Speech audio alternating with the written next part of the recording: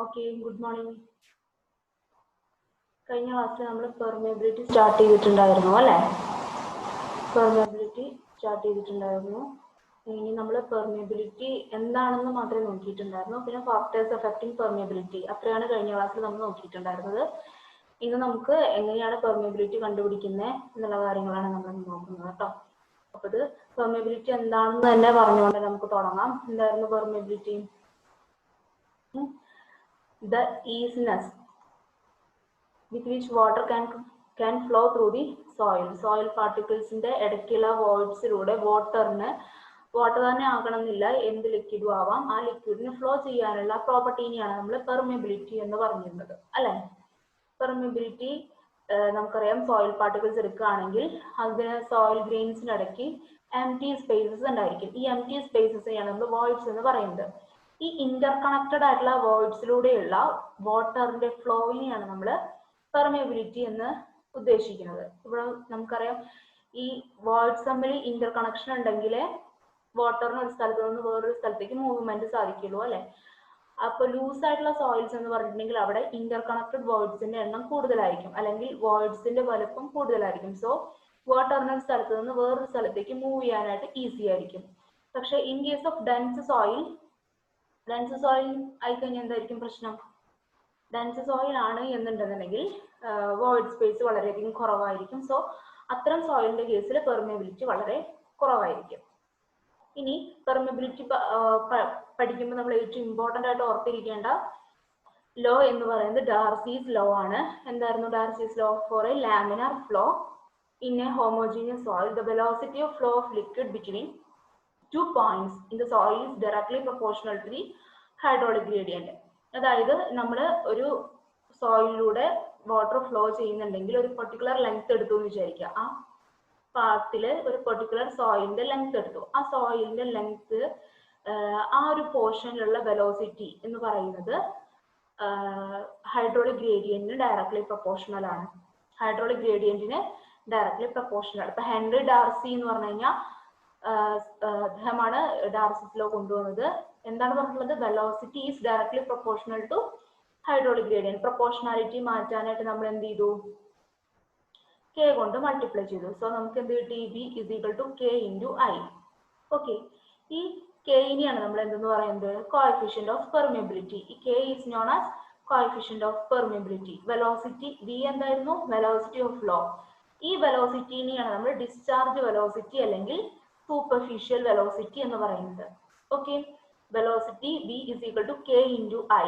ഈ വെലോസിറ്റിനെ നമുക്ക് velocity of flow which is known as discharge velocity or superficial velocity. Okay, ഇനി I എന്ന് പറയുന്നത് ഹൈഡ്രോളിക് ഗ്രേഡിയന്റ്. ഹൈഡ്രോളിക് ഗ്രേഡിയന്റ് എന്ന് പറഞ്ഞാൽ head loss per unit length ആണ്. ഒരു യൂണിറ്റ് ലെങ്ത്തിൽ എത്ര ഹെഡ് ലോസ് ഉണ്ടായി. അതായത് ഇപ്പോൾ വെള്ളം മൂവ് ചെയ്യണമെങ്കിൽ അത് ഹയർ ലെവലിൽ നിന്ന് ലോവർ ലെവലിലേക്ക് മൂവ് ചെയ്യാൻ പറ്റുള്ളൂ അല്ലേ? നമ്മൾ എക്സ്ട്രാ ഫോഴ്സ് ഒന്നും കൊടുക്കണ്ട എന്നുണ്ടെങ്കിൽ ഫ്രീ ആയിട്ട് അത് മൂവ് ചെയ്യുക എന്ന് പറഞ്ഞെങ്കിൽ, ഫ്രീ ആയിട്ട് മൂവ് ചെയ്യുക എന്ന് പറഞ്ഞാൽ ഗ്രാവിറ്റിയിലേ മൂവ് ചെയ്യാൻ പറ്റുള്ളൂ. അപ്പൊ അങ്ങനെ മൂവ് ചെയ്യണം എന്നുണ്ടെങ്കിൽ ഇത് ഹയർ ലെവലിൽ നിന്ന് ലോവർ ലെവലിലേക്കാണ് മൂവ് ചെയ്യുക. അപ്പോൾ അവിടെ ഒരു ഹെഡിൽ ഒരു ഡിഫറൻസ് ഉണ്ടായി അല്ലേ? ലെവൽ ഡിഫറൻസ് ഉണ്ട്. ആ ലെവൽ ഡിഫറൻസിനാണ് നമ്മൾ ഹെഡ് ലോസ് എന്നതുകൊണ്ട് ഉദ്ദേശിക്കുന്നത്. ആ ഹെഡ് ലോസ് പെർ യൂണിറ്റ് ലെങ്തിനെയാണ് നമ്മൾ ഹൈഡ്രോളിക് ഗ്രേഡിയന്റ് എന്നതുകൊണ്ട് ഉദ്ദേശിക്കുന്നത്. ഓക്കെ, അപ്പൊ ഹൈഡ്രോളിക് ഗ്രേഡിയന്റ് എന്ന് പറഞ്ഞു കഴിഞ്ഞാൽ change in length, that means head loss delta H divided by length. Okay, അപ്പൊ V is equal to K into I ആണ്. അതിൽ നിന്ന് നമുക്ക് കെ എന്തെന്ന് എഴുതാം? വി ബൈ ഐ എന്ന് എഴുതാന്ന് പറഞ്ഞു അല്ലെ? ഇനി നോക്കുക, നമ്മുടെ hydraulic gradient I is equal to 1 ആണെന്നുണ്ടെങ്കിൽ എന്താണ്? K is equal to V എന്ന് നമുക്ക് പറയാം അല്ലെ? ഐ ഇസ് ഈക്വൽ ടു 1 ആയിട്ട് എടുത്തു കഴിഞ്ഞാൽ hydraulic gradient is 1, when hydraulic gradient is 1, k is equal to v. That means coefficient of permeability എന്തിന് ഈക്വൽ ആണ്? വെലോസിറ്റിക്ക് ഈക്വൽ ആണ്. അപ്പൊ coefficient of permeability നമുക്ക് എങ്ങനെ ഡിഫൈൻ ചെയ്യാം? It is the velocity of flow of liquid when hydraulic gradient is unity. Hydraulic gradient unity ആകുമ്പോഴുള്ള വെലോസിറ്റിനെയാണ് നമ്മൾ coefficient of permeability എന്ന് പറയുന്നത്. അതുകൊണ്ട് തന്നെ coefficient of permeability യൂണിറ്റ് എന്തായിരിക്കും? It is same as velocity. വെലോസിറ്റിയുടെ യൂണിറ്റ് എന്താണ്? Metre per second, mm per second ഒക്കെ ആണ് അല്ലേ? അത് തന്നെയായിരിക്കും കോഎഫിഷ്യന്റ് ഓഫ് പെർമിയബിലിറ്റിയുടെ യൂണിറ്റും വരിക എന്ന് നമ്മൾ പറഞ്ഞു. ഇനി ഹൈഡ്രോളിക് ഗ്രേഡിയന്റ് എന്ന് പറഞ്ഞാൽ നമുക്കറിയാം വാട്ടർ ഫ്ലോ ചെയ്യുന്നത് higher level two lower level. Okay, അപ്പോൾ ഹയർ നമ്മൾ 2 പോയിന്റ് എടുത്തിട്ട് ആ പോയിന്റിൽ നമ്മൾ പീസോമീറ്റർ ഇൻസേർട്ട് ചെയ്യുകയാണെങ്കിൽ എന്ത് സംഭവിക്കും? പീസോമീറ്ററിലൂടെ വെള്ളം റൈസ് ചെയ്യും. അപ്പോൾ ഫസ്റ്റ് പോയിന്റിൽ ഈ ബ്ലൂ കളറിൽ ഇത്രയും ഹൈറ്റിൽ വെള്ളം ഉണ്ടായിരുന്നു. സെക്കൻഡ് ലെവൽ പോയിന്റിൽ എന്ന് പറയുമ്പോൾ പീസോമീറ്റർ ഇൻസേർട്ട് ചെയ്തപ്പോൾ ഈ ലെവലിലെ വെള്ളം ഉണ്ടായിട്ടുള്ളൂ. അപ്പൊ ഇത്രയും കാണിക്കുന്നതാണ് ഡിഫറൻസ് ഓഫ് ഹൈഡ്രോളിക് ഹെഡ്. ഇതാണ് ഡെൽറ്റ എച്ച് നമ്മൾ ഇക്വേഷനിൽ നേരത്തെ കണ്ടത്. ഇത് is delta H divide by ഈ 2 പീസോമീറ്റർ തമ്മിലുള്ള ലെങ്ത്. അതാണ് എന്ത്? Hydraulic gradient. ഓക്കെ, ക്ലിയർ ആയെന്ന് വിചാരിക്കുന്നു. ഇനി എന്താ പറയാനുള്ളത്? ഹൈഡ്രോളിക് ഗ്രേഡിയന്റ് കണ്ടുപിടിക്കാനായിട്ട് നമ്മൾ എന്താ ചെയ്യുന്നത്? ഇടയ്ക്ക് ഒരു പെർട്ടിക്കുലർ ലെങ്ത്തിൽ ബെല്ല് ഉണ്ടാക്കും, അല്ലെങ്കിൽ ഇതുപോലെ പീസോമീറ്റർ ഇൻസേർട്ട് ചെയ്യും, എന്നിട്ട് ഹെഡ് ലെവൽ കാണും. അപ്പൊ ഒരു എക്സാമ്പിൾ എടുക്കുകയാണ്. ഒരു 1000 മീറ്റർ ലെങ്ത്തിൽ നമ്മൾ 2 പീസോമീറ്റർ ഇൻസേർട്ട് ചെയ്തിട്ടുണ്ട്, അല്ലെങ്കിൽ 2 ബെല്ല് നമ്മൾ ഉണ്ടാക്കിയിട്ടുണ്ട്. അപ്പൊ അതിലുള്ള വാട്ടർ ലെവലിലെ ഡിഫറൻസ് ആണ് എന്ത്? 2 മീറ്റർ എന്ന് പറയുന്നത്. അതായത് ഇവിടുത്തെ ഡെൽറ്റ എച്ച് എന്ന് പറയുന്നത് 2 മീറ്റർ. അപ്പൊ ഇൻ കേസ് ഓഫ് ഈ കേസിൽ ഹൈഡ്രോളിക് ഗ്രേഡിയന്റ് എന്ന് പറയുന്നത് ഡെൽറ്റ എച്ച് ബൈ എൽ ആണ്, 2/1000. ഓക്കെ, യൂണിറ്റ് എന്തായിരിക്കും? ഹൈഡ്രോളിക് ഗ്രേഡിയന്റ് യൂണിറ്റ് എന്തായിരിക്കും? യൂണിറ്റ് ഇല്ല അല്ലെ, കാരണം ഡയമെൻഷൻലെസ് ക്വാണ്ടിറ്റി ആണ്. കാരണം മുകളിലും താഴെയും ലെങ്ത് ആണ് വരുന്നത്. സോ ഹൈഡ്രോളിക് ഗ്രേഡിയന്റിന് ഡയമെൻഷൻ ഉണ്ടായിരിക്കില്ല. ഓക്കെ, ഇതെല്ലാം നമ്മൾ കഴിഞ്ഞ ക്ലാസ്സിൽ പറഞ്ഞതാണ്, അതുകൊണ്ടാണ് ദിസ് ഫാസ്റ്റ് ആയി പോകുന്നത്. ഇനി ഡിസ്ചാർജ് വെലോസിറ്റി നമ്മൾ നേരത്തെ B = KI പറഞ്ഞപ്പോൾ അതിൽ വിനെ പറയുന്ന പേരാണ് ഡിസ്ചാർജ് വെലോസിറ്റി എന്ന് പറഞ്ഞിരുന്നു അല്ലെ. ഡിസ്ചാർജ് വെലോസിറ്റിയും അതുപോലെ തന്നെ സീപ്പേജ് വെലോസിറ്റി ഉണ്ട്. അപ്പൊ അത് രണ്ടും തമ്മിലുള്ള ഡിഫറൻസ് എന്താണെന്ന് നോക്കാം. ഡാർസിസ് ലോ പ്രകാരം വെലോസിറ്റി V = K × I ആണ്. അപ്പോൾ ഈ വെലോസിറ്റിയാണ് നമ്മൾ ഡിസ്ചാർജ് വെലോസിറ്റി എന്ന് പറയുന്നത് നമ്മൾ നേരത്തെ പറഞ്ഞിട്ടുണ്ടായിരുന്നു അല്ലെ. അപ്പോൾ ഈ വെലോസിറ്റി നമുക്ക് എങ്ങനെ കിട്ടുക? ഡിസ്ചാർജ് Q = ഏരിയ × വെലോസിറ്റി അല്ലേ. Discharge Q = area × velocity. So velocity നമുക്ക് എങ്ങനെ എഴുതാം? Q divided by A. അപ്പോൾ ആ ഏരിയ എന്ന് പറയുന്നത് നമ്മൾ എടുക്കുന്ന സോയിൽ മാസിന്റെ കംപ്ലീറ്റ് ഏരിയ ആണ്. അതായത് നമ്മൾ സോയിൽ മാസ് എടുക്കുകയാണെങ്കിൽ അതിൽ സോയിൽ പാർട്ടിക്കിൾസ് ഉണ്ടായിരിക്കും, അതുപോലെ അതിനകത്ത് വോയിഡ്സ് ഉണ്ടായിരിക്കും അല്ലെ. വോയിഡ്സിന്റെയും സോയിൽ പാർട്ടിക്കിൾസിന്റെയും ഏരിയ കൂടിയതാണ് നമ്മൾ ഈ കേസിൽ എടുക്കുന്ന ഏരിയ. പക്ഷെ ഒന്ന് ആലോചിച്ച് നോക്കൂ, വാട്ടർ ഫ്ലോ ചെയ്യുന്ന സമയത്ത് നമ്മുടെ വാട്ടർ ഫ്ലോ ചെയ്യുന്നത് വോയിഡ്സിലൂടെ മാത്രമാണ് അല്ലെ. അപ്പൊ നമ്മൾ അവിടെ എടുക്കേണ്ട ഏരിയ വോയിഡ്സിന്റെ ഏരിയ മാത്രം എടുത്താൽ പോരെ? കറക്റ്റ് അല്ലേ? അപ്പോൾ ഈ സ്ഥലത്ത് നമ്മൾ കംപ്ലീറ്റ് ഏരിയ എടുക്കുന്നുണ്ട് എന്നുണ്ടെങ്കിൽ സീപ്പേജ് വെലോസിറ്റിയുടെ കേസിൽ നമ്മൾ വോയിഡ്സിന്റെ ഏരിയ മാത്രമേ എടുക്കുന്നുള്ളൂ. ഓക്കെ, അപ്പോൾ വോയിഡ്സിന്റെ ഏരിയ മാത്രം എടുക്കുമ്പോൾ എന്താ സംഭവിക്കുന്നത്? ഏരിയ എന്നുള്ള ക്വാണ്ടിറ്റി കുറഞ്ഞു പോയി അല്ലെ. ഏരിയ എന്നുള്ള ക്വാണ്ടിറ്റി കുറയുമ്പോൾ എന്ത് സംഭവിക്കും?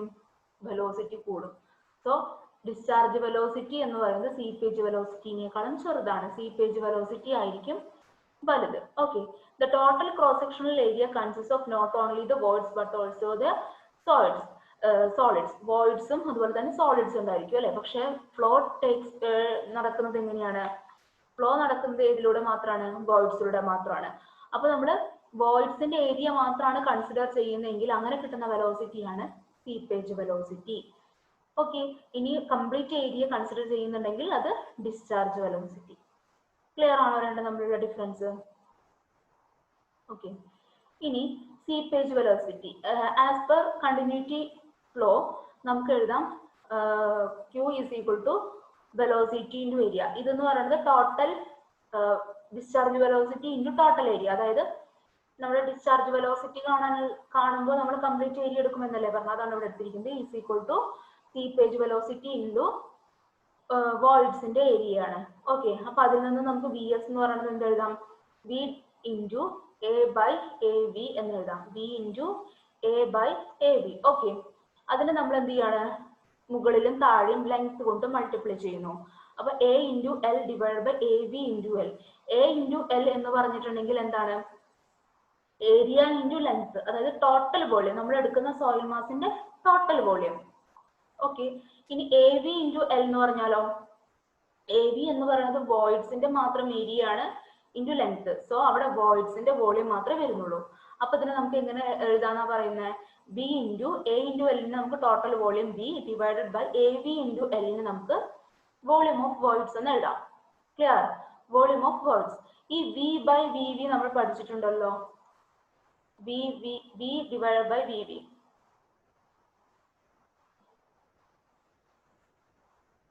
എന്തായിരുന്നു?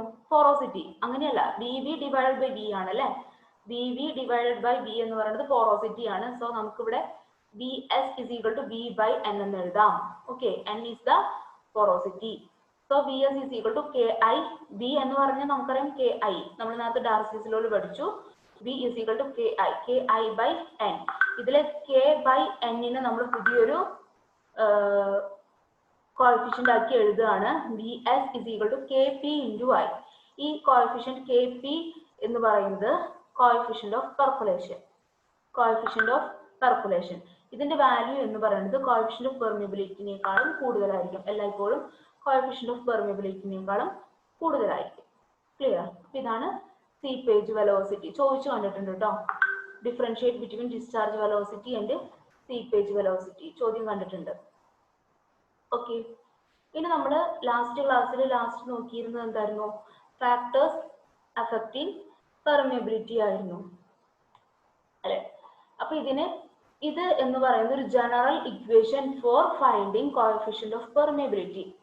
ഈ K is equal to C into gamma W by mu into E cube divide by 1 plus E into D square എന്ന് പറയുന്നത്, ഈ ഒരു ഇക്വേഷൻ എന്ന് പറയുന്നത് ഒരു ജനറൽ ഇക്വേഷൻ ആണ്. കോഎഫിഷ്യന്റ് ഓഫ് പെർമിയബിലിറ്റി കാണാൻ അത് ഡിറൈവ് ചെയ്ത് വന്നതാണ്. നമുക്ക് ഡെറിവേഷൻ ഒന്നും ആവശ്യമില്ല. പക്ഷേ ഈ ഇക്വേഷൻ പഠിച്ച് വെക്കുകയാണെങ്കിൽ നമുക്ക് ഈ ഫാക്ടേഴ്സ് അഫക്റ്റിംഗ് പെർമിയബിലിറ്റി ഈസി ആയിട്ട് പറയാനായിട്ട് സാധിക്കും. എങ്ങനെയാണ് നോക്കാം. അപ്പൊ അതിന് മുന്നേ കെ എന്ന് പറഞ്ഞാൽ നമുക്കറിയാം that is coefficient of permeability. C is another coefficient. Gamma W എന്ന് പറഞ്ഞാൽ എന്താ? Unit weight of water. Unit weight of water എത്രയാണ്? Unit weight of water?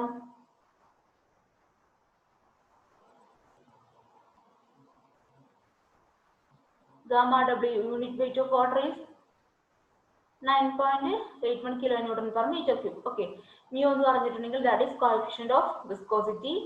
E നമുക്കറിയാം void ratio. D is the particle size. ആ soil നമ്മൾ എടുക്കുന്ന soil particlesന്റെ particle size ആണ് D. Okay, ഇനി factors affecting permeability. നമ്മുടെ permeability affect ചെയ്യുന്ന factors ഒരു കുറച്ച് ഫാക്ടേഴ്സ് ഉണ്ട്. നമുക്കത് ആദ്യം ഒന്ന് ലിസ്റ്റ് ഔട്ട് ചെയ്യാം. എന്നിട്ട് എങ്ങനെയാണ് അത് എഫക്ട് ചെയ്യുന്നതെന്ന് നമുക്ക് നോക്കാം. അത് ഇക്വേഷൻ വെച്ച് എങ്ങനെ ബന്ധപ്പെടുത്താൻ പറ്റും എന്ന് നമുക്ക് നോക്കാം. ഒന്നുകൂടി സിമ്പിൾ ആയിട്ട് എങ്ങനെ പറ്റുന്നതെന്ന് നമുക്ക് നോക്കാം. Okay, first one particle size, second one structure of soil mass, third one shape of particles, void ratio, properties of water, degree of saturation, adsorbed water, impurities in water. അപ്പൊ 8 ഫാക്ടേഴ്സ് ആണുള്ളത്. ഇതും ചോദിച്ചു കണ്ടിട്ടുള്ള ഇമ്പോർട്ടന്റ് ആയിട്ടുള്ള ചോദ്യമാണ് കേട്ടോ. അപ്പോൾ 8 factors ആണ് പെർമിയബിലിറ്റിനെ എഫക്ട് ചെയ്യുന്നത്. അപ്പൊ ഇതെല്ലാം എങ്ങനെയാണ് എഫക്ട് ചെയ്യുന്നതെന്ന് നോക്കാം. ഫസ്റ്റ് വൺ എന്താണ്? Particle size. നമ്മുടെ ഇക്വേഷൻ ഒന്ന് നോക്കി നോക്കൂ. ഇക്വേഷൻ എങ്ങനെയാണ്? K is equal to C into gamma W by mu into E Q by 1 plus E into D square. അതിലെ പാർട്ടിക്കിൾ സൈസ് എന്ന് പറയുന്നത് K is equal to D square ആണ്. That means K is directly proportional to D square. K is directly proportional to D square. അതിന്റെ അർത്ഥം എന്താ?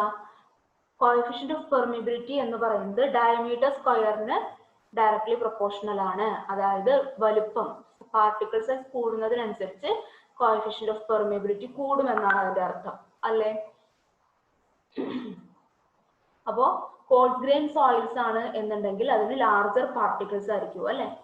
Fine grain soils എന്ന് പറഞ്ഞിട്ടുണ്ടെങ്കിൽ അതിന് സ്മോളർ ആയിട്ടുള്ള ചെറിയ പാർട്ടിക്കിൾസ് ആയിരിക്കും. അതുകൊണ്ട് തന്നെ അതിന്റെ ഇടയിൽ വോയിഡ്സ് വളരെ കുറവായിരിക്കും. അതുകൊണ്ടാണ് ഫൈൻ ഗ്രെയിൻ സോയിൽസിന് പെർമിയബിലിറ്റി കുറവാണെന്ന് പറയുന്നത്. അപ്പൊ എങ്ങനെയാണ് പാർട്ടിക്കിൾസ് എഫക്ട് ചെയ്യുന്നതെന്ന് ക്ലിയർ ആയെന്ന് വിചാരിക്കുന്നു. ഇനി സെക്കൻഡ് ഫാക്ടർ എന്തായിരുന്നു? സ്ട്രക്ചർ ഓഫ് സോയിൽ മാസിന്റെ സ്ട്രക്ചർ. അതായത് നമ്മുടെ സോയിലിന് ഡിഫറെന്റ് ടൈപ്സ് ഓഫ് സ്ട്രക്ചേഴ്സ് ഉണ്ട്. അതായത് ഫ്ലോക്കുലേറ്റഡ്, ഡിസ്പേഴ്സ്ഡ് എന്ന് പറഞ്ഞിട്ടുള്ള കുറച്ച് സ്ട്രക്ചേഴ്സ് ഉണ്ട്. നമുക്ക് അതിന് ഡീറ്റെയിൽ ആയിട്ടൊന്നും പോകണ്ട. അപ്പൊ ഇത് അറിഞ്ഞു വെക്കുക. ഫ്ലോക്കുലേറ്റഡ് സ്ട്രക്ചർ ആണ് എന്നുണ്ടെങ്കിൽ അതിന് പെർമിയബിലിറ്റി കൂടുതലായിരിക്കും. ഏതിനേക്കാളും?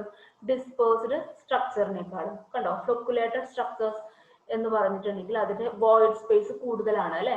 അപ്പൊ ഈ ഫ്ലോക്കുലേറ്റഡ് സ്ട്രക്ചേഴ്സിനാണ് പെർമിയബിലിറ്റി കൂടുതൽ that in case of dispersed സ്ട്രക്ചറിനെ അപേക്ഷിച്ച്. ഓക്കെ, അതുപോലെ തന്നെ നമ്മുടെ സ്ട്രാറ്റിഫൈഡ് സോയിൽ ഡെപ്പോസിറ്റ്, ഇങ്ങനെ സ്ട്രാറ്റുകളായിട്ട് കിടക്കുന്ന സ്ട്രാറ്റിഫൈഡ് സോയിൽ ഡെപ്പോസിറ്റ്സ് ആണെങ്കിൽ അതിൽ പാരലൽ ആയിട്ട് പ്ലെയിൻ ഓഫ് സ്ട്രാറ്റിഫിക്കേഷന് പാരലൽ ആയിട്ടാണ് ഓരോ ലെയർ കിടക്കുന്നതെങ്കിൽ അത്തരം കേസിൽ പെർമിയബിലിറ്റി കൂടുതലായിരിക്കും. പെർപെൻഡിക്കുലർ ആയിട്ട് ലെയേഴ്സ് കിടക്കുന്നതിനേക്കാൾ കൂടുതൽ പെർമിയബിലിറ്റി ഉണ്ടാകുക ലെയേഴ്സ് പാരലലായി കിടക്കുമ്പോഴാണ്. അതും സ്ട്രക്ചർ ഓഫ് സോയിൽ മാസ് നമുക്ക് പറയാവുന്ന ഒരു പോയിന്റ് ആണ്. അതുപോലെ തന്നെ ലോയസ് ഡെപ്പോസിറ്റ്, അതിനും വെർട്ടിക്കൽ ഡയറക്ഷനിലാണ് കൂടുതലായിട്ട് പെർമിയബിലിറ്റി ഉണ്ടാവുക. അപ്പൊ അത് ഡിഫറെന്റ് ടൈപ്പ് ഓഫ് സ്ട്രക്ചേഴ്സിനെ എങ്ങനെ ബന്ധപ്പെടുത്തി പറയാമെന്നാണ് പറയുന്നത്. അപ്പൊ നിങ്ങൾ ഈ ഫസ്റ്റ് പോയിന്റ് എങ്കിലും ഓർത്ത് വെക്കണം. ഏത്? ഫ്ലോക്കുലേറ്റഡ് സ്ട്രക്ചേഴ്സിനാണ് പെർമിയബിലിറ്റി കൂടുതൽ. എന്തിനേക്കാളും? ഡിസ്പേഴ്സ്ഡ് സ്ട്രക്ചേഴ്സിനേക്കാളും പെർമിയബിലിറ്റി കൂടുതൽ എന്തിനാണ്? ഫ്ലോക്കുലേറ്റഡ് സ്ട്രക്ചർ ആണെന്ന് ഓർത്ത് വെക്കുക. ഇനി അടുത്തതാണ് shape of particle. Shape of particles. Okay, എങ്ങനെയാണ് ഷേപ്പിനെ അഫക്ട് ചെയ്യുന്നതെന്ന് നോക്കാം. നമുക്ക് റൗണ്ടഡ് പാർട്ടിക്കിൾസും അതുപോലെ ആംഗുലാർ ആയിട്ടുള്ള പാർട്ടിക്കിൾസും ഉണ്ടായിരിക്കും അല്ലെ. ഈ റൗണ്ടഡ് പാർട്ടിക്കിൾസ് ഒരുപാട് ഉണ്ടെന്ന് വിചാരിക്കുക, അതുപോലെ ആംഗുലാർ പാർട്ടിക്കിൾസും ഒരുപാട് ഉണ്ട് എന്നുണ്ടെങ്കിൽ ഈ ആംഗുലാർ പാർട്ടിക്കിൾസ് ഇങ്ങനെ കൂർത്ത ഭാഗങ്ങൾ ഉണ്ടായിരിക്കും. അതുകൊണ്ട് തന്നെ വോയിഡ്സിന്റെ ഇടയിൽ കയറി നിൽക്കാനായിട്ട് ഈ പാർട്ടിക്കിൾസിന് പറ്റും. അതായത് വോയിഡ്സിനെ ക്ലോസ് ചെയ്യും. റൗണ്ടഡ് പാർട്ടിക്കിൾസ് എന്ന് പറഞ്ഞിട്ടുണ്ടെങ്കിൽ അതൊരു റൗണ്ടഡ് ഷേപ്പ് ആണ്. വോയിഡ്സിലൊന്നും കംപ്ലീറ്റ്ലി കയറിയിരിക്കാനായിട്ട് പറ്റില്ല. അതുകൊണ്ട് തന്നെ ഏറ്റവും കൂടുതൽ വോയിഡ് സ്പേസ് എന്തായിരിക്കും? റൗണ്ടഡ് പാർട്ടിക്കിൾസിനായിരിക്കും. എന്തിനേക്കാളും? ആംഗുലാർ പാർട്ടിക്കിൾസിന്. അപ്പൊ ഏതിനായിരിക്കും പെർമിയബിലിറ്റി കൂടുതൽ വോയിഡ്സ് ഉള്ളത്? ഏതിനാണ്? റൗണ്ടഡ് പാർട്ടിക്കിൾസിനാണ് അല്ലേ. അപ്പൊ റൗണ്ടഡ് പാർട്ടിക്കിൾസിനായിരിക്കും കൂടുതൽ പെർമിയബിലിറ്റി. ഓക്കെ, അപ്പോൾ 3 ഫാക്ടേഴ്സ് ആണ് നമ്മൾ പഠിച്ചു കഴിഞ്ഞത്: particle size, structure of soil mass and shape of particle. ഇനി അടുത്തതാണ് വോയിഡ് റേഷ്യോ. വോയിഡ് റേഷ്യോ എന്ന് പറഞ്ഞാൽ K is directly proportional to, ഇതാണ് equation, EQ divided by 1 + E അല്ലെ. അപ്പം ഈ റിലേഷൻഷിപ്പിൽ നിന്ന് തന്നെ നമുക്ക് മനസ്സിലാക്കാവുന്നതാണ് ഹയർ വാല്യൂ ആണ്, വോയിഡ് റേഷ്യോ ഹയർ വാല്യൂ ആണ് എന്നുണ്ടെങ്കിൽ അവിടെ പെർമിയബിലിറ്റിയും എങ്ങനെ തന്നെയായിരിക്കും? കൂടുതലായിരിക്കും. അത് ആ ഇക്വേഷനിൽ നിന്ന് ഡയറക്റ്റ് നമുക്ക് കിട്ടുന്നതാണ്. ഇനി properties of water. Properties of water നമ്മുടെ ഇക്വേഷനിൽ γW/μ എന്നുള്ള ഒരു ടേം ഉണ്ടായിരുന്നു അല്ലെ. γW എന്ന് പറയുന്നത് യൂണിറ്റ് വെയിറ്റ് ഓഫ് വാട്ടറും μ എന്ന് പറയുന്നത് വിസ്കോസിറ്റി ഓഫ് വാട്ടർ ആണ്. അത് രണ്ടുമാണ് വാട്ടറിന്റെ പ്രോപ്പർട്ടീസ്. അതെങ്ങനെയാണ് അഫക്ട് ചെയ്യുന്നത്? γW ഡയറക്ട്ലി പ്രൊപ്പോർഷണൽ ആണ്, അതുപോലെ മ്യൂവിന് എങ്ങനെയാണ്? ഇൻവേഴ്സ്ലി പ്രൊപ്പോർഷണൽ ആണ്. അതായത് γW കൂടുമ്പോൾ യൂണിറ്റ് വെയിറ്റ് ഓഫ് വാട്ടർ കൂടുമ്പോൾ പെർമിയബിലിറ്റി കൂടും, അതുപോലെ വിസ്കോസിറ്റി കൂടുമ്പോൾ പെർമിയബിലിറ്റി കുറയും. ഓക്കെ, അങ്ങനെയാണ് പ്രോപ്പർട്ടീസ് ഓഫ് വാട്ടർ എഫക്ട് ചെയ്യുന്നത്. നെക്സ്റ്റ് വൺ ആണ് degree of saturation. Degree of saturation എന്ന് പറഞ്ഞിട്ടുണ്ടെങ്കിൽ നമുക്കറിയാം വോയിഡ് സ്പേസിനകത്തുള്ള വെള്ളത്തിന്റെ ആ ഒരു അളവിനെയാണ് കാണിച്ചു തരുന്നത്. അപ്പോൾ നമ്മൾ എടുക്കുന്ന സോയില് കംപ്ലീറ്റ്ലി സാച്ചുറേറ്റഡ് അല്ല എന്ന് വിചാരിക്കുക. അതായത് ഇടയ്ക്ക് കുറച്ച് വെള്ളമുണ്ട്, കുറച്ച് എയർ ആണുള്ളത്, വോയിഡ്സിൽ എയർ ആണെന്ന് വിചാരിക്കുക. അങ്ങനെയാണെന്നുണ്ടെങ്കിൽ പെർമിയബിലിറ്റി എങ്ങനെയായിരിക്കും എഫക്ട് ചെയ്യുക? വോയിഡ്സ് ഉണ്ട് എന്നുണ്ടെങ്കിൽ അതൊരു ബ്ലോക്ക് ആയിട്ടാണ് നിൽക്കുക. പാസേജ് ഓഫ് വാട്ടറിനെ ബ്ലോക്ക് ചെയ്യും, ഒബ്സ്ട്രക്ട് ചെയ്ത് നിൽക്കും. അതുകൊണ്ട് തന്നെ പാർഷ്യലി സാച്ചുറേറ്റഡ് ആണ് എന്നുണ്ടെങ്കിൽ അതിന്റെ പെർമിയബിലിറ്റി വളരെ കുറവായിരിക്കും. അപ്പൊ വെള്ളത്തിന് ഒഴുകാൻ എളുപ്പം അല്ലെങ്കിൽ പെർമിയബിലിറ്റി ഏറ്റവും കൂടുതൽ ഉണ്ടാകുക എപ്പോഴും ഫുള്ളി സാച്ചുറേറ്റഡ് സോയിലിനായിരിക്കും. ഫുള്ളി സാച്ചുറേറ്റഡ് സോയിലിനാണ് പാർഷ്യലി സാച്ചുറേറ്റഡ് സോയിലിനേക്കാളും കൂടുതൽ പെർമിയബിലിറ്റി ഉണ്ടായിരിക്കുക. ഓർത്ത് വയ്ക്കുക, മറക്കരുത് കേട്ടോ. ഇനി അടുത്തതാണ് അഡ്സോർബ്ഡ് വാട്ടർ. അഡ്സോർബ്ഡ് വാട്ടർ എന്ന് പറഞ്ഞിട്ടുണ്ടെങ്കിൽ അത് ടൈപ്സ് ഓഫ് വാട്ടർ നമ്മൾ സ്റ്റാർട്ടിങ്ങിൽ സോയിൽ വാട്ടറിൽ എടുത്തു കഴിഞ്ഞ കാര്യമാണ് കേട്ടോ അഡ്സോർബ്ഡ് വാട്ടർ. അപ്പൊ അഡ്സോർബ്ഡ് വാട്ടർ എന്ന് പറഞ്ഞിട്ടുണ്ടെങ്കിൽ ഗ്രാവിറ്റി കാരണം മൂവ് ചെയ്യില്ല, അതുകൊണ്ട് തന്നെ അതൊരു ഒബ്സ്ട്രക്ഷൻ ആയിട്ട് അവിടെ നിൽക്കും. സോ എന്ത് സംഭവിക്കും? പെർമിയബിലിറ്റി വിൽ ഡിക്രീസ്, പെർമിയബിലിറ്റി കുറഞ്ഞു വരും. അതുപോലെ തന്നെയാണ് ഇമ്പ്യൂരിറ്റീസിന്റെ കേസിലും. ഇമ്പ്യൂരിറ്റീസ് ഉണ്ടെന്നുണ്ടെങ്കിൽ അതൊരു പാസേജ് ഓഫ് വാട്ടറിനെ ഒബ്സ്ട്രക്ട് ചെയ്യും. സോ പെർമിയബിലിറ്റി അഗെയിൻ ഡിക്രീസ്, കുറഞ്ഞു പോകും. അപ്പോൾ ഇത്രയും ഫാക്ടേഴ്സ് ആണ് പെർമിയബിലിറ്റിനെ അഫക്ട് ചെയ്യുന്നത്. ഫസ്റ്റ് പഠിച്ചത് എന്തായിരുന്നു?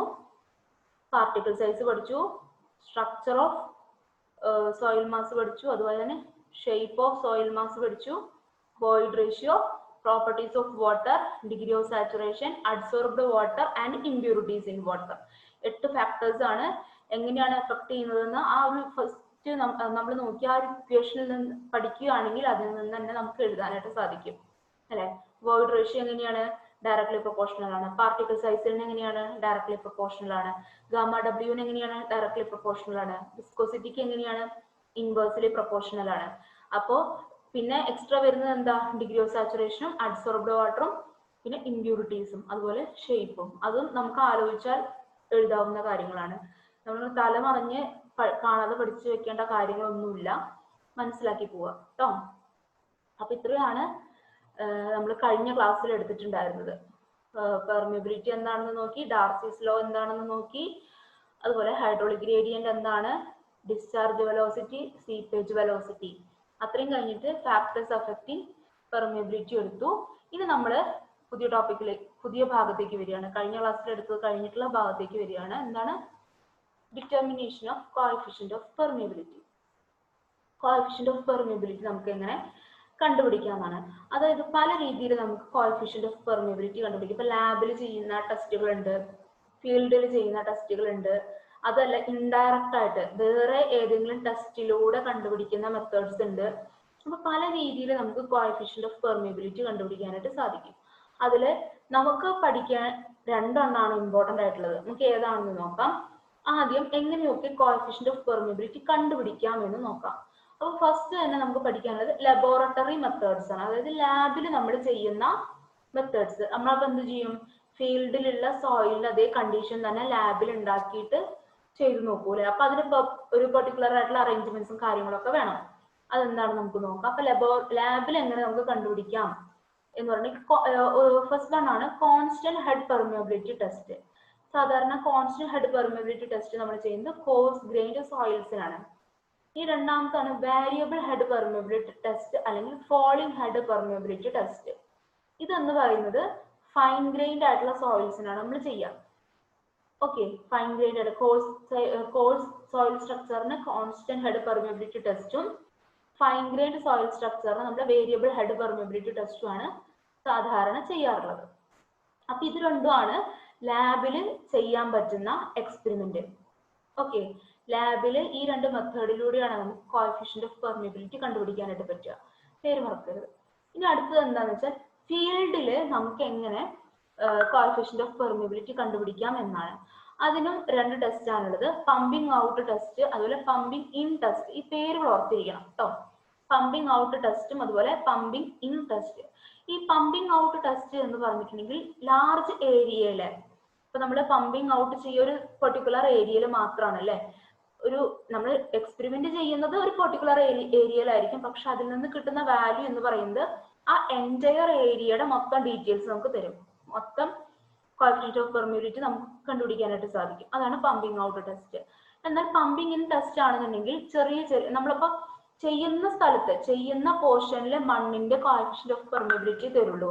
അതുകൊണ്ടാണ് ഫോർ സ്മോൾ ഏരിയ എന്ന് എഴുതിയത്. ചെറിയൊരു ഭാഗത്ത് ആ ഒരു പെർട്ടിക്കുലർ പോർഷനിലെ കോഎഫിഷ്യന്റ് ഓഫ് പെർമിയബിലിറ്റി ആണ് കണ്ടുപിടിക്കേണ്ടത് എന്നുണ്ടെങ്കിൽ നമ്മൾ പമ്പിംഗ് ഇൻ ടെസ്റ്റും ചെയ്യും. ഓക്കെ, ഇനി ഇൻഡയറക്റ്റ് മെത്തേഡ് ഉണ്ട്. സോറി,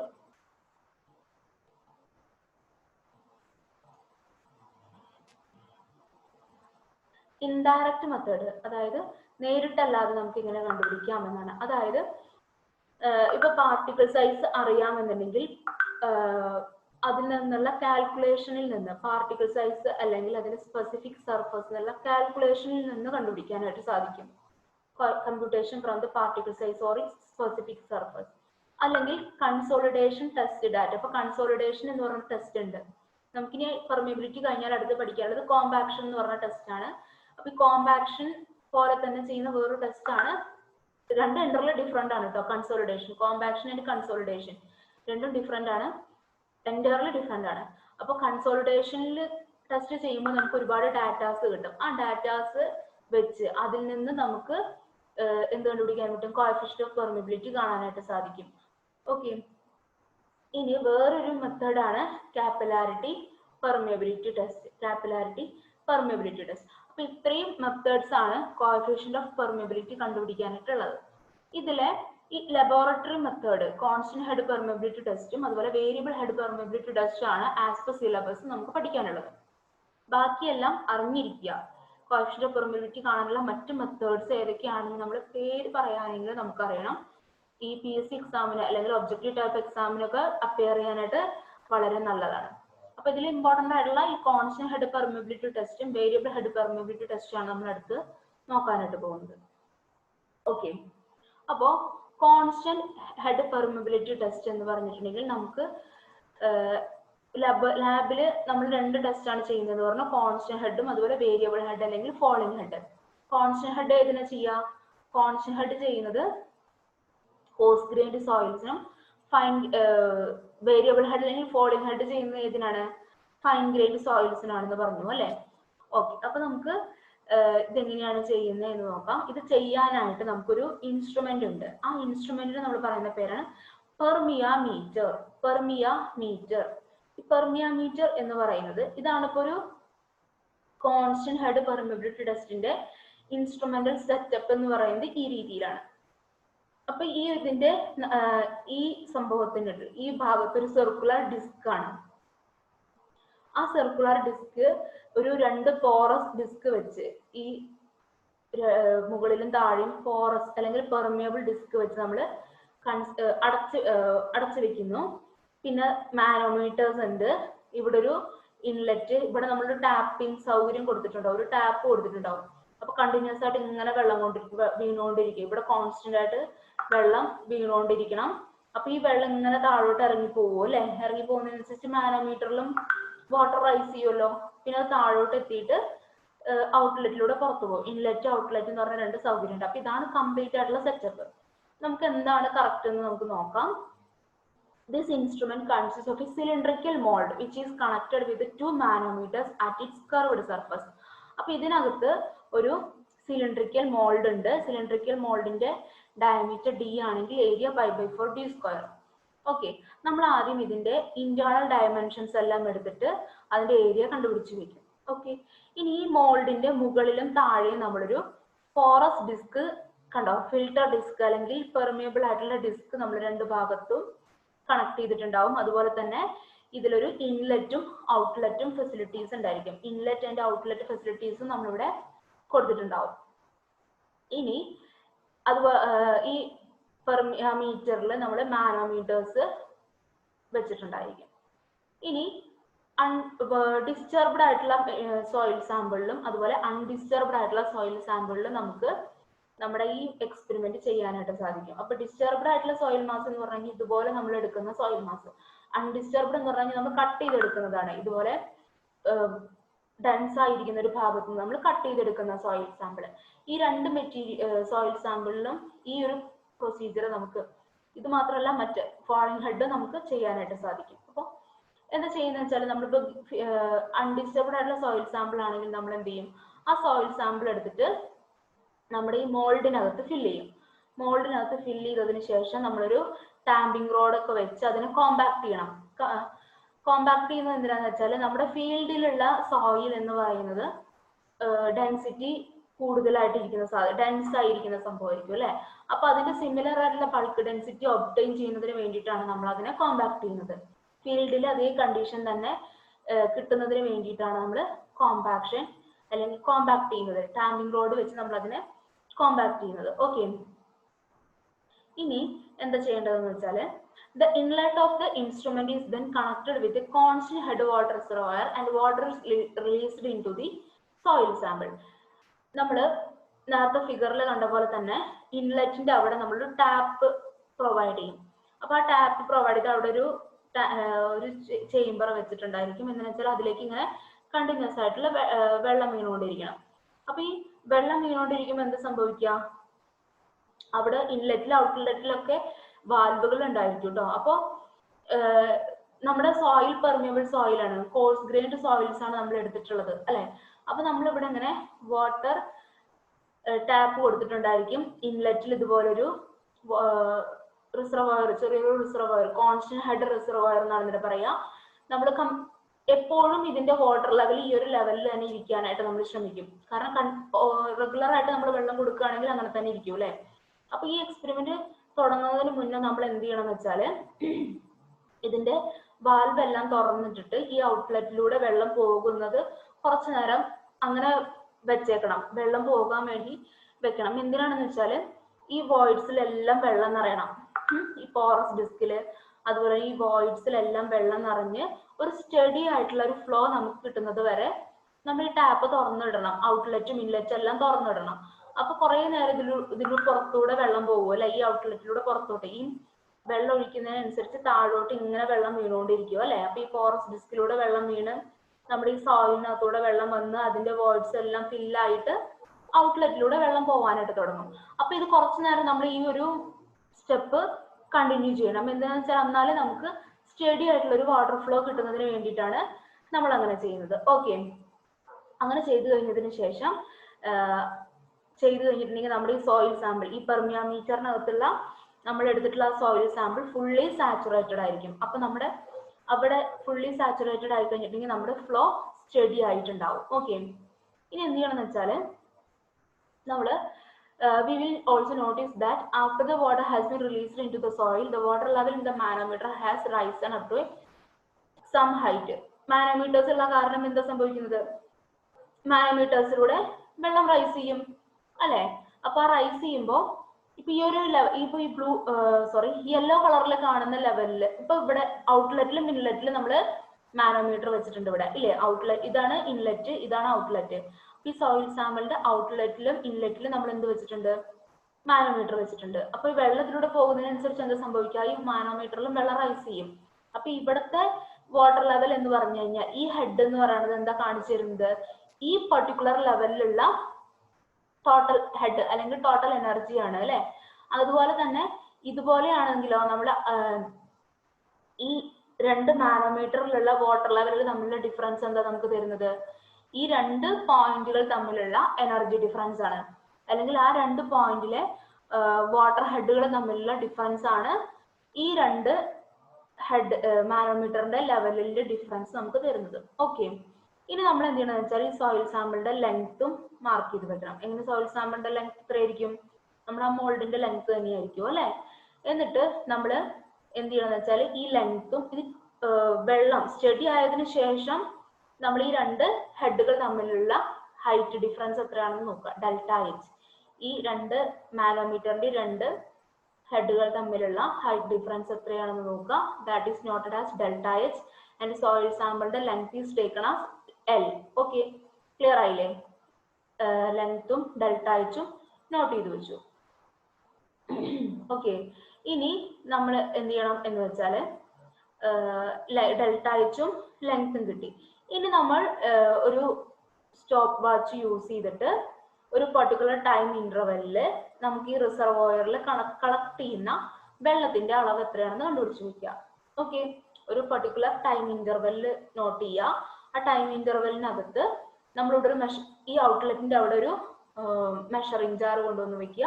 ആ മെഷറിംഗ് ജാറിലേക്ക് വീഴുന്ന വെള്ളം എത്രയാണ് എന്ന് നോട്ട് ചെയ്ത് വെക്കുക. ഓക്കെ, അപ്പൊ നമുക്ക് Q എന്ന് കിട്ടും. ആ മെഷറിംഗ് ജാറിൽ കളക്ട് ചെയ്യുന്ന വാട്ടറിന്റെ അളവ് Q.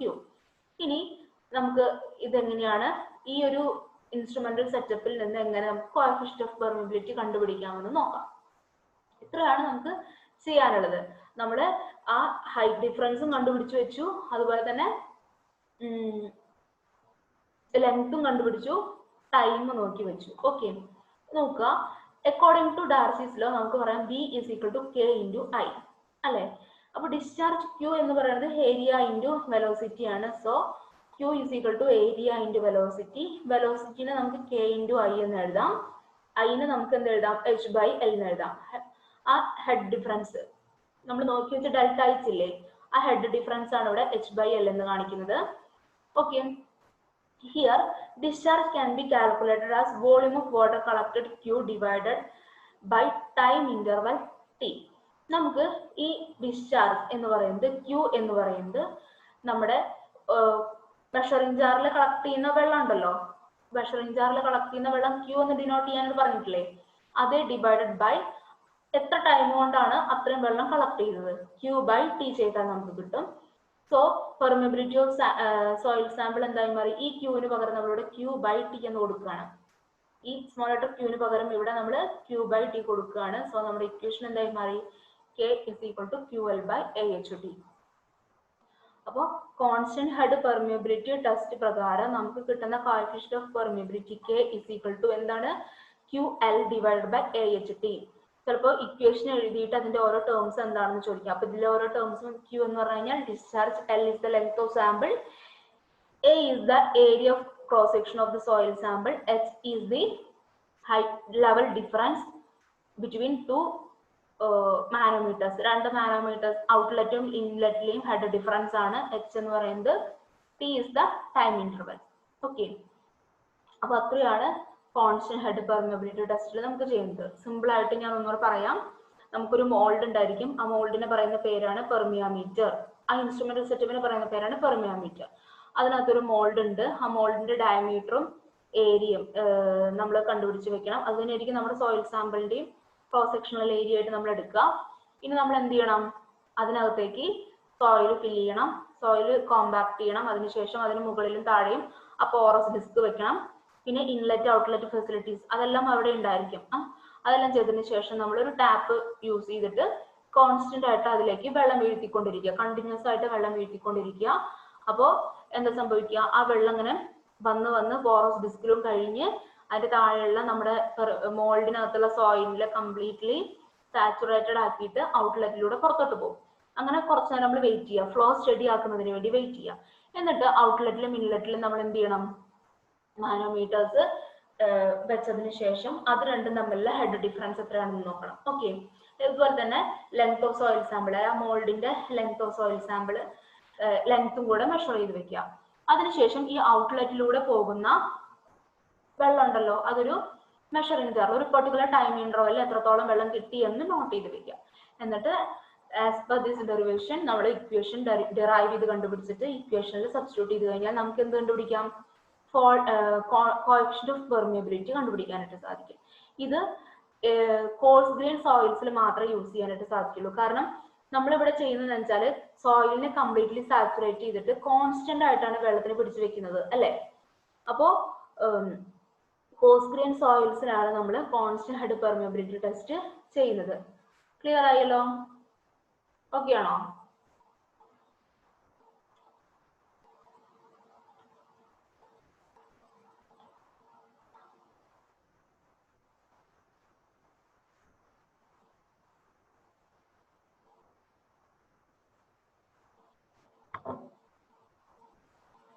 നമുക്ക് അടുത്ത മെത്തേഡിലേക്ക് പോയാലോ?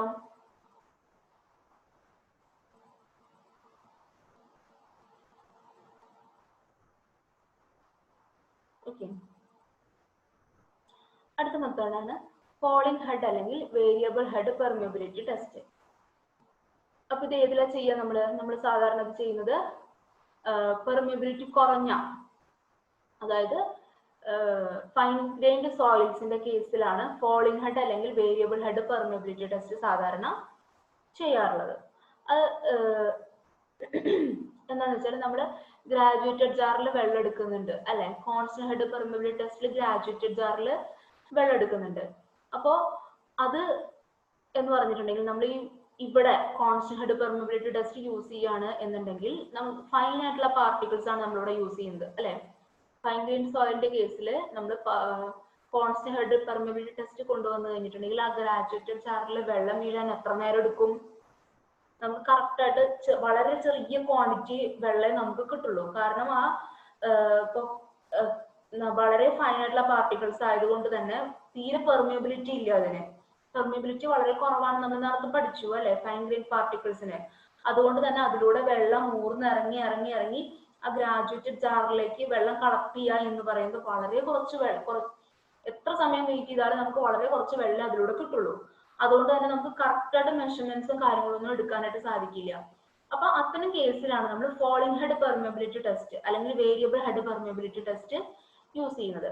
അപ്പൊ ഇതും നമുക്ക് നേരത്തെ പറഞ്ഞ പോലെ തന്നെ അതേ ഇൻസ്ട്രുമെന്റൽ സെറ്റപ്പ് തന്നെയാണ്. പെർമിയാമീറ്റർ, ചെറിയ മാറ്റങ്ങൾ ഇതിലുള്ളൂ. പെർമിയാമീറ്റർ തന്നെയാണ് നമ്മളിവിടെ യൂസ് ചെയ്യുന്നത്. അപ്പൊ ഇതിലും എന്തുണ്ട്? ഒരു സിലിണ്ടറിക്കൽ മോൾഡ് ഉണ്ട്, അതിന്റെ ഡയമീറ്ററും ഏരിയയും ഒക്കെ നമ്മൾ കണ്ടുപിടിച്ച് വെക്കണം. ഓക്കെ, ഇതും എന്ത് ചെയ്യണം? 2 ഫിൽട്ടർ ഡിസ്ക്, മുകളിലും താഴെയും ഫിൽട്ടർ ഡിസ്ക് ഒക്കെ ഉണ്ടായിരിക്കും. പക്ഷെ ഇതിന്റെ ഇൻലെറ്റിന്റെ അവിടെ ഒരു സ്റ്റാൻഡ് പൈപ്പ്, ഒരു എക്സ്ട്രാ ഒരു പൈപ്പ് ഉണ്ടായിരിക്കും. സ്റ്റാൻഡ് പൈപ്പ് എന്നാണ് അതിന് പറയാ. ആ സ്റ്റാൻഡ് പൈപ്പിന്റെ ഡയമീറ്റർ ഡി ആണ്, അതിന്റെ ഏരിയ എന്ന് പറയുന്നത് സ്മോൾ ലെറ്റർ എ ആണ്. ഓക്കെ, ഇതിന്റെ ഡയമീറ്റർ ഡിയും അതുപോലെ സ്മോൾ ലെറ്റർ എയു ആയിരിക്കും. ക്യാപിറ്റൽ ഡി എന്ന് പറയുന്നത് എന്തിന്റെയാണ്? സോയിൽ സാമ്പിൾ അല്ലെങ്കിൽ പെർമിയോമീറ്ററിന്റെ ആ മോൾഡിന്റെ ഡയമീറ്റർ ആണ് ക്യാപിറ്റൽ ഡി. ഇതിന്റെ ഏരിയ എന്ന് പറയുന്നത് ക്യാപിറ്റൽ എ. ഓക്കെ, ഈ ഒരു വെർട്ടിക്കൽ സ്റ്റാൻഡ് പൈപ്പ് ആണ് എക്സ്ട്രാ ഇവിടെ വരുന്നത്. ഓക്കെ, ഇതിലും ഇൻലെറ്റ് ഔട്ട്ലെറ്റ് സൗകര്യങ്ങളൊക്കെ ഉണ്ട്. ഇതും നമുക്ക് ഡിസ്റ്റർബ്ഡ് സോയിൽ മാസിൽ ചെയ്യാം.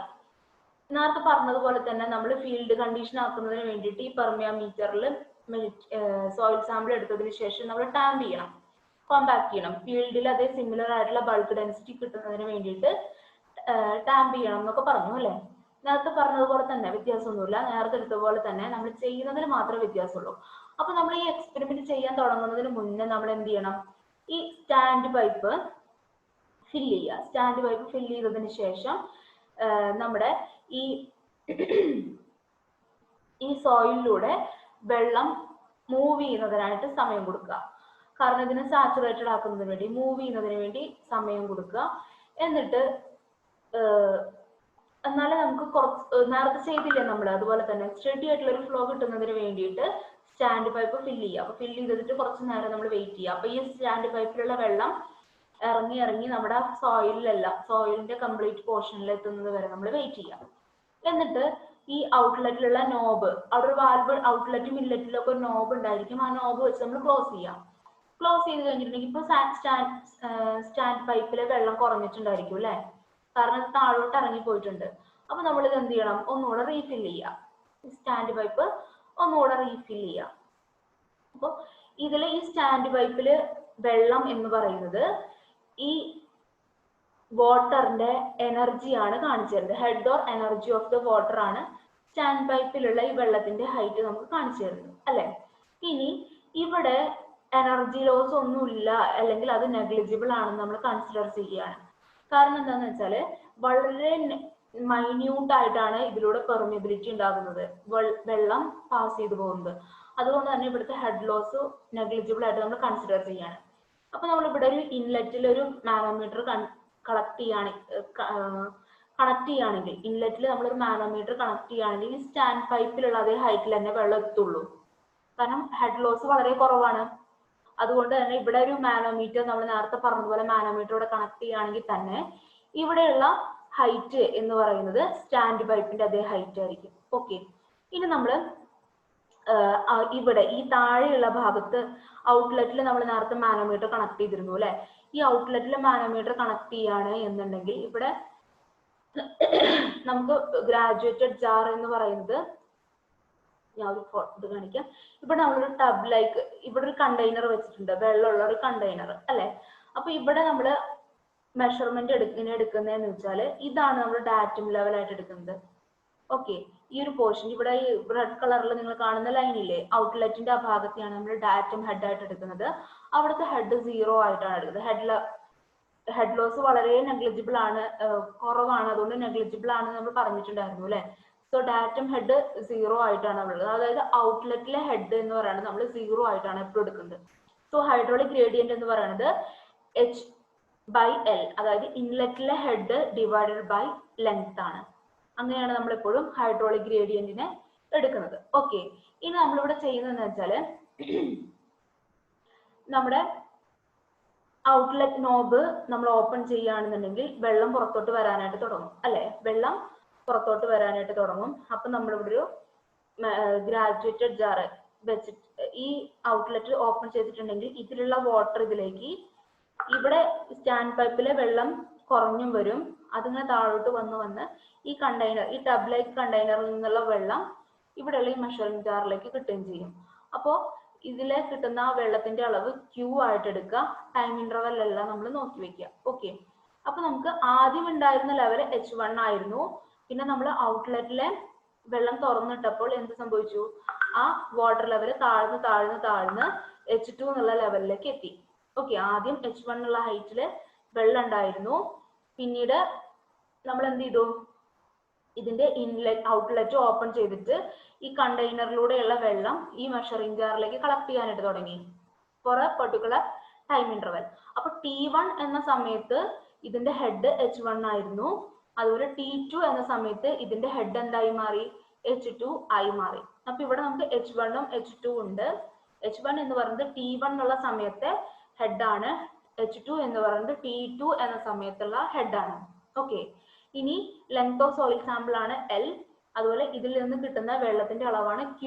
ഈ Q എന്ന് പറയുന്നത് സ്മോൾ Q ബൈ T. നമ്മൾ നേരത്തെ ചെയ്തതുപോലെ തന്നെ ഈ ക്യാപിറ്റൽ Q എന്ന് പറയുന്നത് സ്മോൾ Q ബൈ T ആയിരിക്കും. ഓക്കെ, അക്കോർഡിംഗ് ടു ഡാർസീസ് ലോ നമുക്ക് എന്ത് എഴുതാം? V is directly proportional to I. അതായത് V is equal to K into I എന്ന് നമുക്ക് എഴുതാനായിട്ട് സാധിക്കും. ഡിസ്ചാർജ് Q എന്ന് പറഞ്ഞാൽ ഏരിയ ഇൻറ്റു വെലോസിറ്റി ആണ്.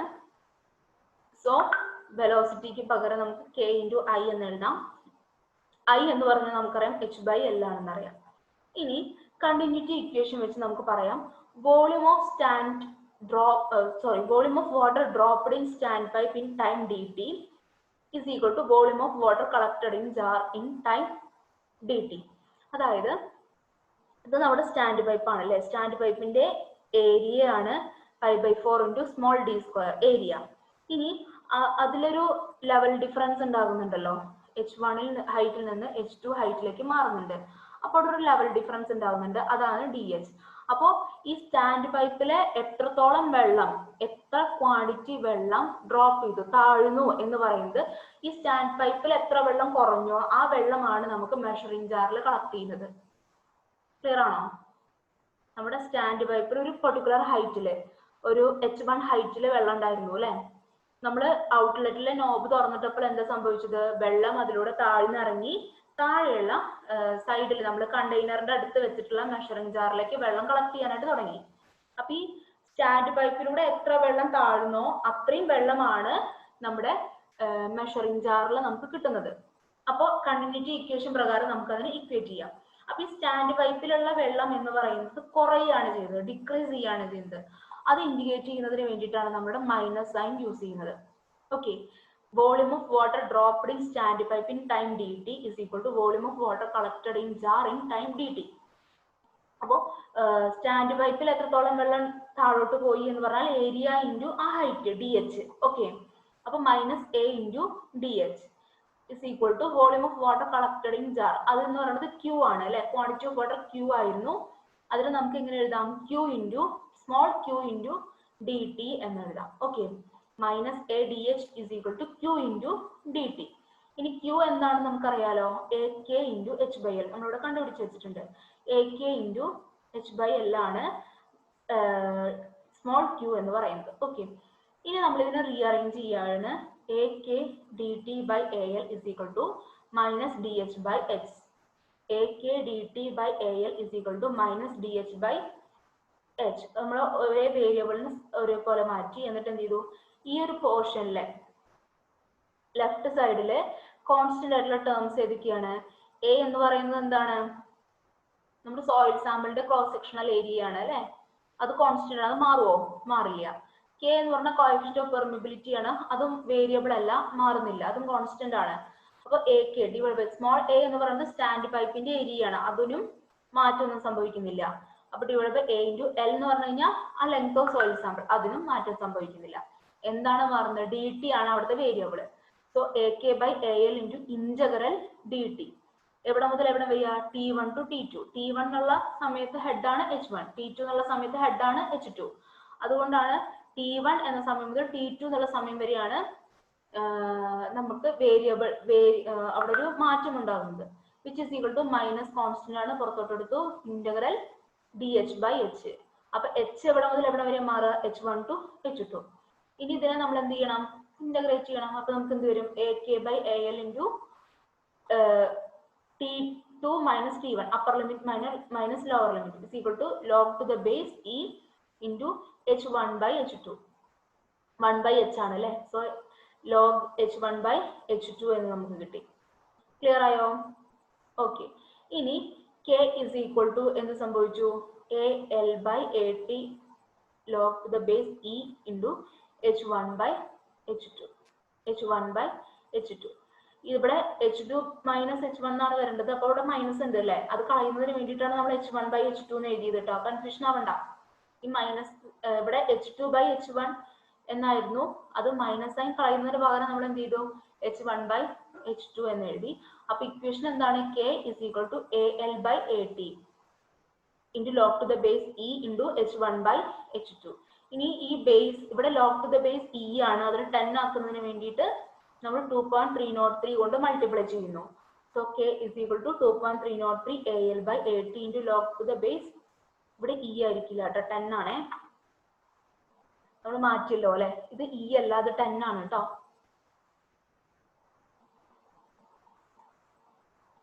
ഇത് 10 ആണ് കേട്ടോ, log to the base 10 ആക്കുന്നില്ല, അപ്പോഴേ നമുക്ക് കാൽക്കുലേറ്റ് ചെയ്യാൻ എളുപ്പം. log to the base 10 h1/h2. അപ്പൊ ഇവിടെ മുകളില് capital letter A, sorry small letter A ആണെന്ന് ഓർമ്മ വേണം. അതെങ്ങനെയാ ഓർത്ത് വെക്കുക, നമ്മുടെ ഇൻസ്ട്രുമെന്റൽ സെറ്റപ്പില് ഏറ്റവും മുകളിലുള്ളത് ഏതാണ്, സ്റ്റാൻഡ് പൈപ്പ് ആണ് അല്ലെ, സ്റ്റാൻഡ് പൈപ്പിന്റെ ഏരിയ ആണ് എ, മുകളിലുള്ളത് എ, അങ്ങനെ ഓർത്ത് വെക്കുക. മുകളിലുള്ളത് സ്മോൾ ലെറ്റർ എ, ഇതാണ് എ, സ്റ്റാൻഡ് പൈപ്പിന്റെ ഏരിയ എ.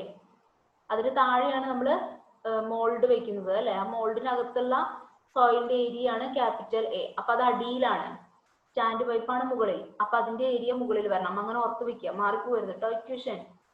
അപ്പൊ ഇത് വെച്ചിട്ടുള്ള ഇതാണ് അതിന്റെ ഇക്വേഷൻ. അപ്പൊ രണ്ട് ഇക്വേഷൻ ആണ് നമ്മൾ, രണ്ട് മെത്തേഡാണ് നമ്മൾ നോക്കിയത്, കോൺസ്റ്റന്റ് ഹെഡ് പെർമിയബിലിറ്റി ടെസ്റ്റും അതുപോലെ വേരിയബിൾ ഹെഡ് പെർമിയബിലിറ്റി ടെസ്റ്റും. രണ്ട് ടെസ്റ്റ് ഇമ്പോർട്ടന്റ് ആണ്. സോറി,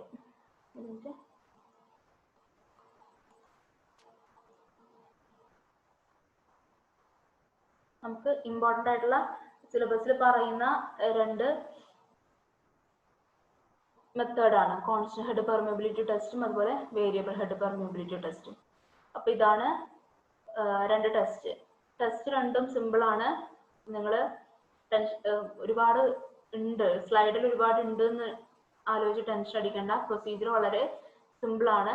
ഇതിന്റെ വീഡിയോ ഞാൻ അയച്ചു തരാം, നിങ്ങൾക്ക് ഗ്രൂപ്പിൽ ഇട്ട് തരാം, അതൊന്ന് കണ്ടു നോക്കുക. അപ്പൊ നിങ്ങൾക്ക് ഒന്നുകൂടെ ക്ലാരിഫൈ ചെയ്യണമെങ്കിൽ ക്ലാരിഫൈ ചെയ്യാം. ഓക്കെ, അപ്പോൾ ഇത്രയാണ് ഇന്നത്തെ സെക്ഷനിൽ നമ്മൾ പറയുന്നത്. അപ്പൊ പെർമിയബിലിറ്റിനെ പറ്റി കംപ്ലീറ്റ് നമ്മളിവിടെ പറഞ്ഞു തരികയാണ്, എങ്ങനെയാണ് കണ്ടുപിടിക്കുന്നത്, എങ്ങനെ കോഎഫിഷ്യന്റ് ഓഫ് പെർമിയബിലിറ്റി കണ്ടുപിടിക്കാം എന്നാണ് ഇന്ന് പുതിയതായിട്ട് എടുത്തത് അല്ലെ.